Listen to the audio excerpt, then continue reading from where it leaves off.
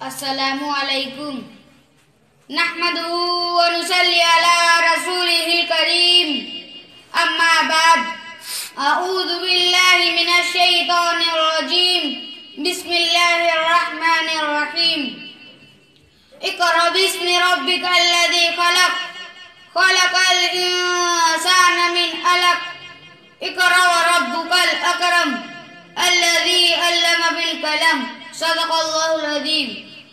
صدر جلسہ اور حضرات سامعین، میں آپ حضرات کے سامنے اس دین اور روحانی جلسے میں علم دین کی اہمیت اور فضیلت کے عنوان پر ایک مختصر تقریر پیش کرنے کی ہمت کر رہا ہوں۔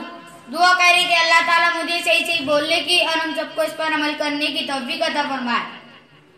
میں اپنی تقریر کو شعر سے شروع کرتا ہوں۔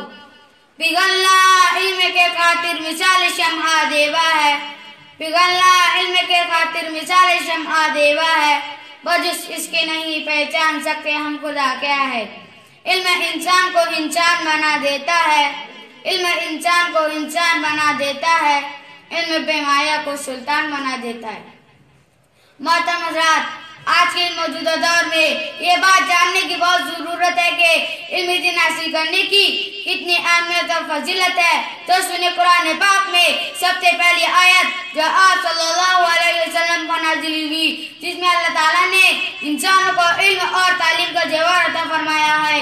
چنانچہ اللہ تعالیٰ نے فرمایا علم الانسان ما لم یعلم، یعنی اللہ تعالیٰ نے انسانوں کو وہ چیز سکھایا جس کو نہیں جانتا تھا۔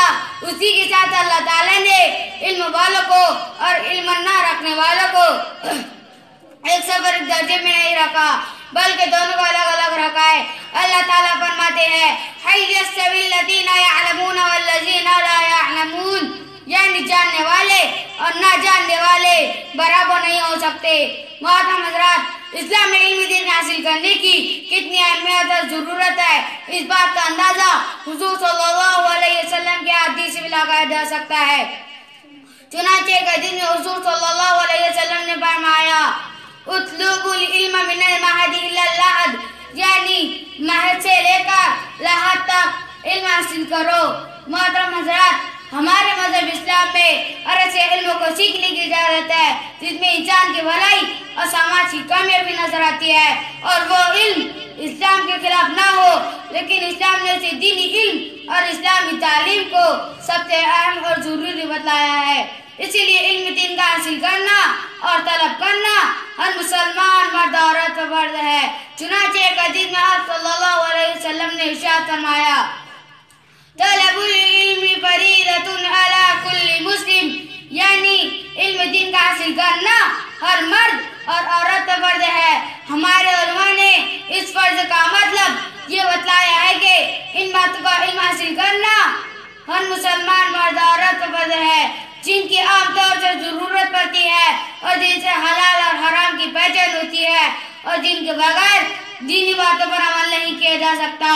محترم حضرات، اسلام میں علم دین حاصل کرنے کی احادیث میں بہت فضیلت آئی ہے۔ ایک حدیث میں آپ صلی اللہ علیہ وسلم نے فرمایا جس انسان کے ساتھ اللہ تعالیٰ بھلائی کا ارادہ فرما دیتے ہیں اس کو دین کا علم اور دین کی سمجھ بھی عطا فرما دیتے ہیں۔ ایک دوسرے حدیث میں آپ صلی اللہ علیہ وسلم نے ارشاد فرمایا جو بندہ علم دین حاصل کرے تو اللہ تعالیٰ اس کے لیے جنت کا راستہ آسان فرما دیتے ہیں۔